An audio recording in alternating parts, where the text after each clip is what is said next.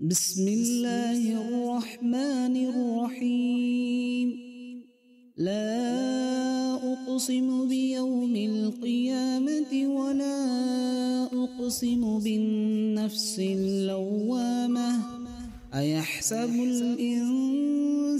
ولن نجمع عظامه بلى قادرين على أن نسوي بنانه بل يريد الإنسان ليفجر أمامه يسأل أيان يوم القيامة فإذا برق البصر وخسف القمر وجمع الشمس والقمر يقول الإنسان يومئذ أين المفر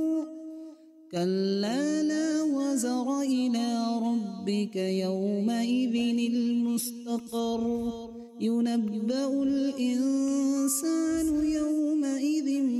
بما قدم وأخر بل الإنسان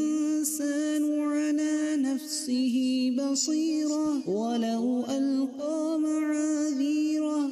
لا تحرك به لسانك لتعجل به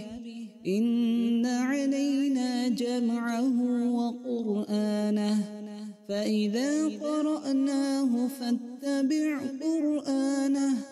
ثم إن علينا بيانه كلا بل تحبون العاجلة وتذرون الآخرة وجوه يومئذ